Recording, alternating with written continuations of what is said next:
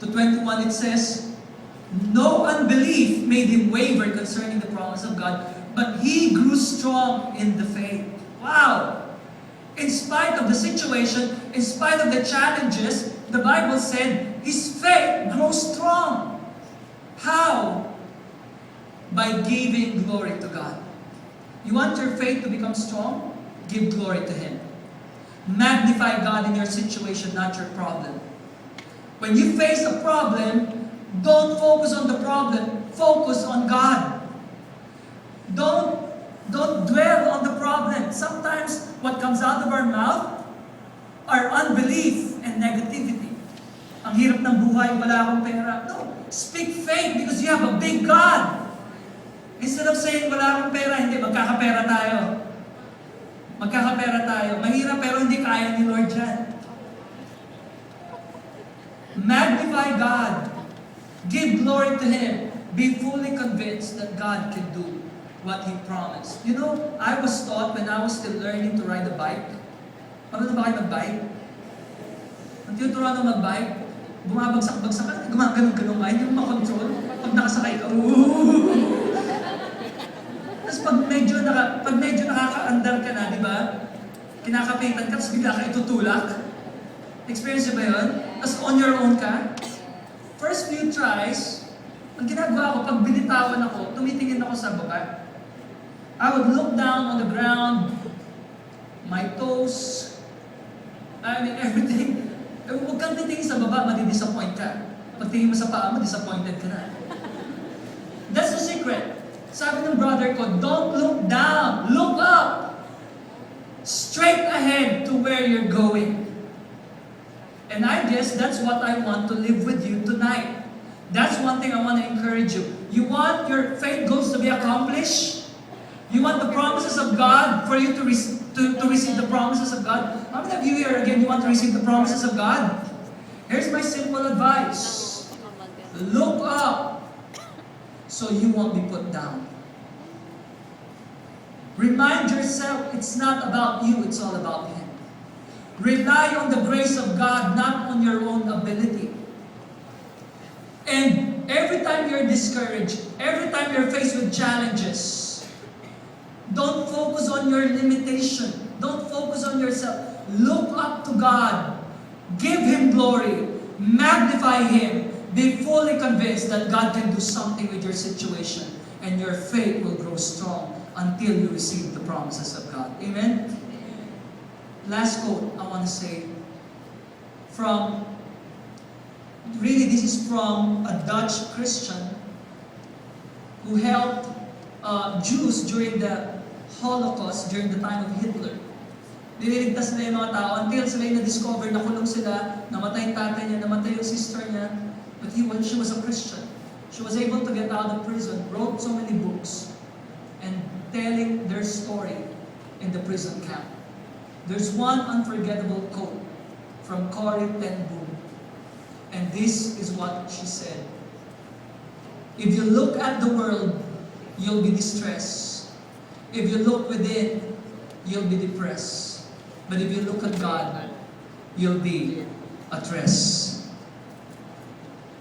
So, look up so you won't be put down. As we start the year, live by faith so that the promises of God will rest on grace. Amen? Let's clap our hands to God, to Jesus, and let's stand. Let's all stand as we end our service tonight. And as we pray right now.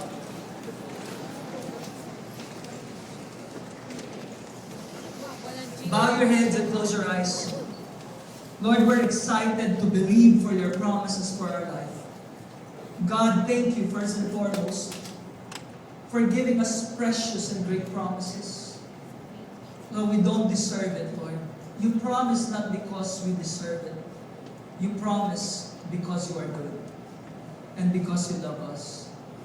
And Lord, thank you for reminding us that these promises you gave us, this is really beyond us. We can never accomplish it on our own. We can only experience it as we trust and rely on you. So I pray, Lord, make us like Abraham.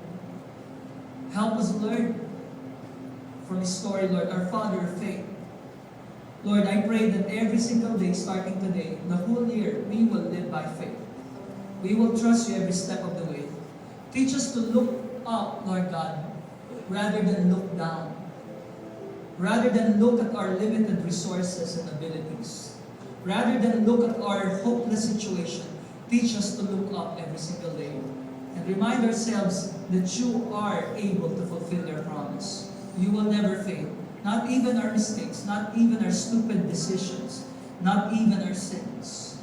You will fulfill your promise. Lord, thank you for assuring us. Thank you for assuring us. We trust you, Lord.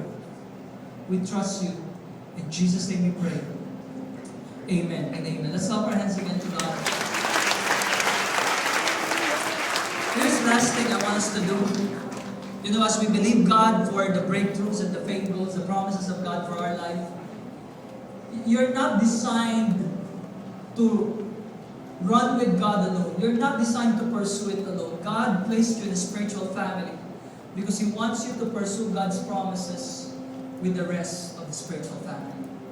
Sabi mo sa katabi mo, don't be alone. The reason God placed you in church, because God wants us to lock arms together and believe together for our breakthroughs. You cannot win the battle alone. You need the people around you. You need the person standing next to you. We need one another. Amen? How many of you here, you're willing to stand in prayer for the breakthrough of the person standing next to you? How many of you here, you want the person standing next to you to experience and receive all the promises of God? So here's what we're going to do, alright? I want you to get the colored paper on your chair. And I'm giving you just 2 minutes. I want you, there's also ball pen on your chair. Please lang pakibalik yan. Huwag niyo iuwi, hindi yan libre. Magbago na tayo, bagong taon na. Huwag tayong uwi ng uwi. Okay? Iwanan niyo yung ball pen sa upuan. Okay? Now, yung mga colored paper, I want you to write just one of the things you're believing God for this year. And write down your name. One thing that you're believing God for this year. And then write down your name. Okay, I'm giving you 30 seconds. Just 30 seconds. What is one thing you're believing God for this year? Then after that, write down your name. And after that, I want you to make that into an airplane. Okay, paper airplane. Okay, marunong ba kayo nun? Okay, kung di kayo marunong ng paper airplane, just crumple it. Okay, so I'm giving you 2 minutes right now. Go ahead, and then after that, we're going to do something really fun and something encouraging. Alright, start making your paper airplane.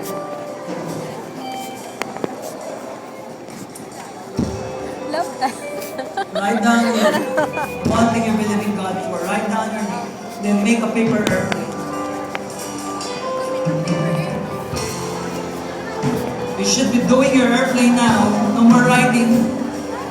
Just one. Just one. Yeah. Last 1 minute. Last 1 minute.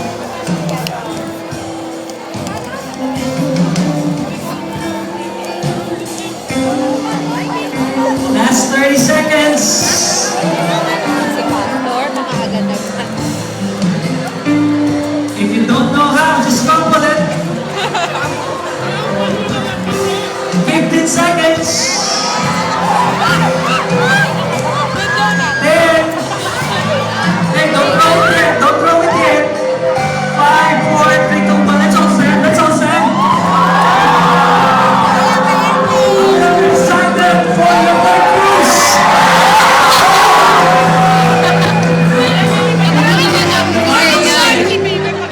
Gawa ka din ng sarili mo If dyan. 2 or 3 of you agree together in my name, it will be agreed upon in heaven. Yes. If 2 or 3 of us agree together, it will be granted in heaven. So here's what we're going to do. At the count of 3, I want you to throw your airplane or your crumpled paper.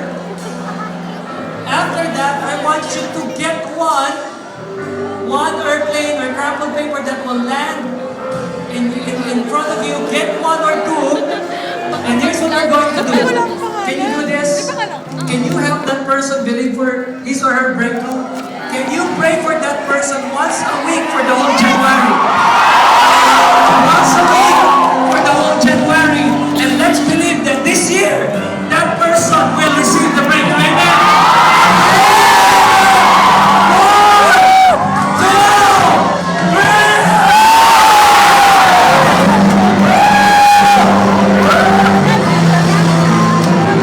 Get one or two.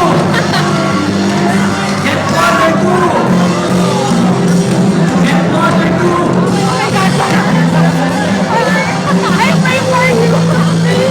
Get one or two. Okay guys? Huwag niyong hayaan merong nasa floor, kawawa naman. Kunin niyo na, isama niyo sa prayer niyo once a week for the whole January. Let's all raise the papers right now. Let's all raise the papers. Lord, these papers represents our faith. Things that we're believing for. These are promises. The thing that come from us, it came from you, Lord. And we're just responding in faith. So as we agree together for one another's breakthrough, hear us, our Father. You said that you will not withhold anything good from us, your children. So together, Lord, as we pray for the whole month, we pray, Lord, that this year will be our year of breakthrough. In Jesus' name we pray. And everybody say, Thank you very much. You're dismissed. God bless you.